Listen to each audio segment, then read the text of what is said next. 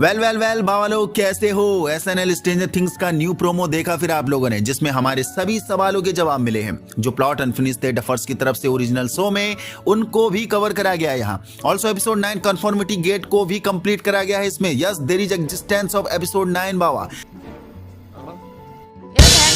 मिलके हमको पागल बना रहे हैं बच्चे, जिसके लिए बहुत सी थ्योरीज मार्केट में घूम रही थी। चलो बात करते हैं कि प्रोमो में हमें क्या क्या प्रोवाइड कराया गया है। बाय द वे, चौंकने की कोई जरूरत नहीं है मेरे स्ट्रेंजर थिंग्स फैंस। ये एक पैरोडी वीडियो है स्ट्रेंजर थिंग्स की कुछ वियर्ड थिंग्स को यहाँ काउंटर कर रखा है बस। मीन्स जो चीज लॉजिकली फिट होती है रियल वर्ल्ड में, उसको कई बार डफर्स ब्रदर ने फिक्शनल बना दिया अपने शो में, जो सम टाइम इलॉजिकल भी लगता है। तो बस उन्हीं पॉइंट को सटायरिकल अंदाज में ये parody SNL AKA Saturday night lives ने काउंटर कर रखा है बस। जो कि काफी फनी है एंड सोचने पर मजबूर करता है कि फक साला डफर्स ने ये कैसे पॉसिबल कर दिया। मतलब डफर्स ने कतई हमें चूतिया ही समझ रखा था क्या ही चल रहा था उनके दिमाग में। सो लाइक द वीडियो और नए लोग चैनल को सब्सक्राइब जरूर करना, क्योंकि हम आपके फेवरेट शोज को यूं ही कवर करते रहते हैं। शुरुआत करेंगे इस पैरोडी का सबसे फनी पार्ट से, जो मुझे बहुत मजा आया। कैरन व्हीलर आती है, टेड व्हीलर से पूछती है तुमने बच्चों को देखा, वो पिछले 4 दिन से घर नहीं आए हैं। And Ted with full of relax simple बोलता है नो। कैरन व्हीलर ओके बोलकर फिर काम करने लग जाती है। Ted, have you seen the kids? They've been gone for 4 days. Nope. And ये चीज डफर्स ने करी है बाबा। बच्चे घर से 2-2 4-4 दिन के लिए गायब रहते हैं। पेरेंट्स को कोई फिक्र नहीं होती है, कोई चिंता ही नहीं है उन्हें, सब कोई चिल देखने को मिलता है। मतलब हाउ एक पेरेंट्स ऐसे कैसे कर सकते हैं, अपने बच्चे जो उनके सामने 1-2 घंटे के लिए भी ना रहे, वो 2-2 3 दिन तक गायब है और इन्हें कोई चिंता ही नहीं है। ये इलॉजिकल चीज डफर्स कैसे कर सकते हैं आखिर। देन थर्ड सीन की पैरोडी भी काफी फनी थी, माइक, डस्टिन एंड ल्यूकस के ऊपर, जहां माइक को वही एंडिंग वाला राइटर टाइप दिखाया गया है जो कि ओरिजिनल शो में एक सैड एंडिंग थी उस कैरेक्टर के लिए, यानी माइक के लिए। लाइक की 11 के जाने के बाद अब माइक की लाइफ में वो रोमांच नहीं रहा है, बट बिहाइंड द सीन वो फुली एंजॉय भी कर रहा है न्यूयॉर्क आकर, जहां माइक ने 11 के साथ 10 साल का रिलेशन वाला सटायर मारा है। ऑल्सो वही नॉर्मल बॉयज टॉक जो स्ट्रेंजर थिंग्स ने मिस किया है। भाई लड़के जब मिलते हैं सेक्स लाइफ के बारे में जरूर बात करते हैं।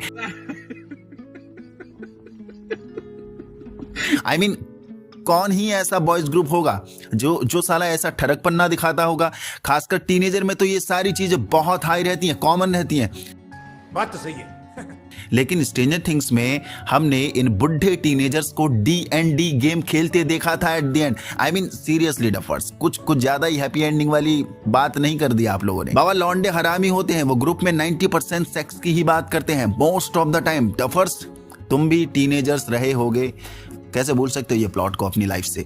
देन इसी पैरोडी में डस्टिन अपना दर्द शेयर करता है कि पिछले कुछ लंबे समय से वो सूजी के साथ रहने के बाद भी, यानी रिलेशन में रहने के बाद भी उसकी कोई हैप्पी एंडिंग नहीं मिली है, जबकि उसने 2 बार दुनिया बचाई थी अपनी इस किड गैंग के साथ। एंड यस, ये चीज कंट्रोवर्सी में भी थी, क्योंकि सूजी विदाउट एनी रीजन उसे सीजन 5 में लाया ही नहीं गया, जबकि सूजी ने सीजन 4 में हेल्प करी थी। ऑल्सो सीजन 4 में सूजी ही वो बंदी थी जिसने 11 की लोकेशन ढूंढी थी जब वो डॉक्टर ब्रेनर के पास, यानी उस पे जब वो एक्सपेरिमेंट कर रहा था।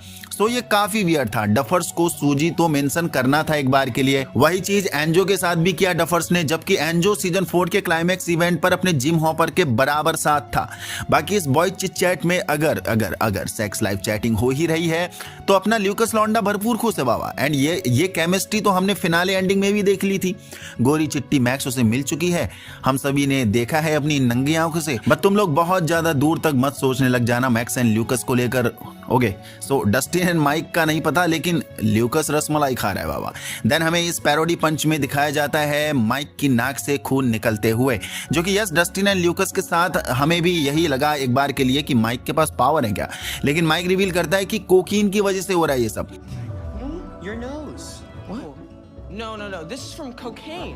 New York in the 90s. And इसके पीछे बहुत ही पावरफुल सटायर मारा है, क्योंकि माइक के साथ जो अनहोनी हुई है फिनाले एंडिंग में कि उसके अंदर ये चीज हमेशा रहेगी जिंदगी भर की, साला 11 जिंदा है या नहीं है ये भी कंफर्म नहीं है। तो माइक के लिए वो एक ट्रॉमेटिक एंडिंग रही है, और उन सब ट्रॉमा से ओवरकम करने के लिए माइक अब कोकेन का सेवन करने लग गया है अपनी मेंटल स्टेबिलिटी के लिए। हालांकि स्टेबिलिटी और उसकी बिगड़ रही है दर्द से छुटकारा पाने के लिए, ताकि उसे 11 की याद ना आए। इस कोकीन वाले सटायर से तो मैं यही समझ पाया हूं अभी तक। आपको क्या लगता है जरूर बताना नीचे कमेंट बॉक्स पर।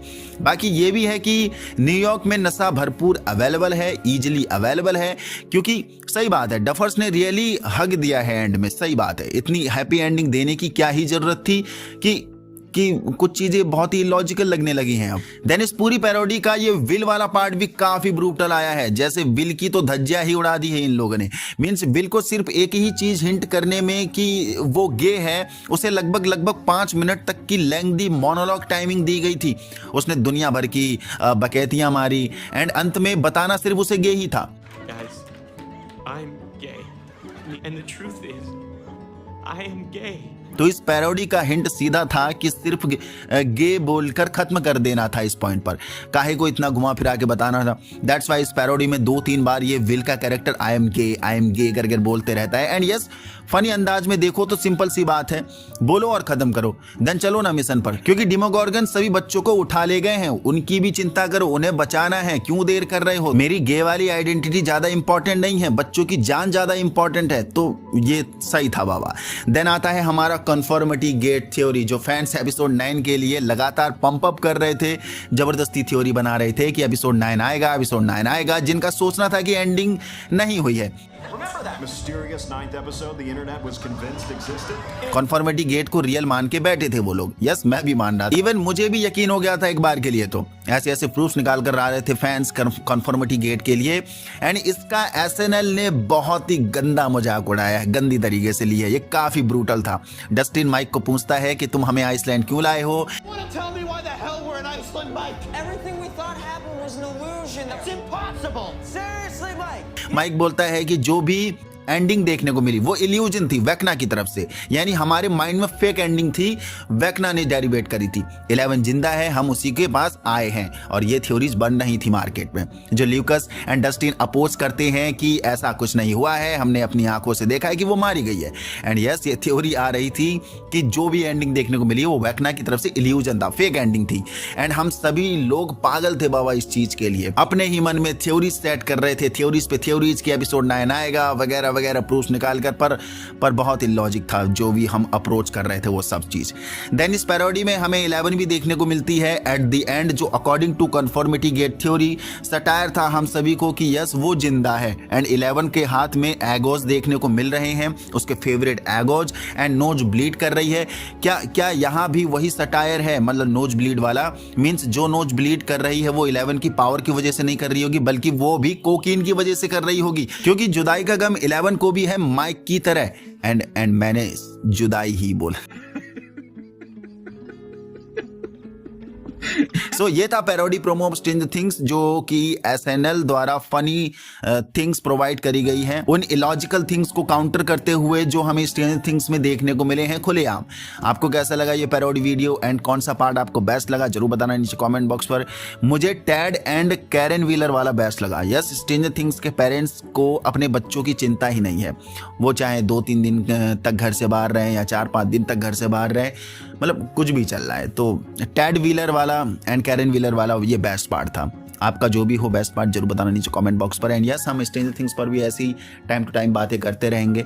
यहाँ तक पहुँच गए तो आपको वीडियो पसंद आई तो लाइक कर दीजिए, नया हो तो चैनल को सब्सक्राइब कर दीजिए।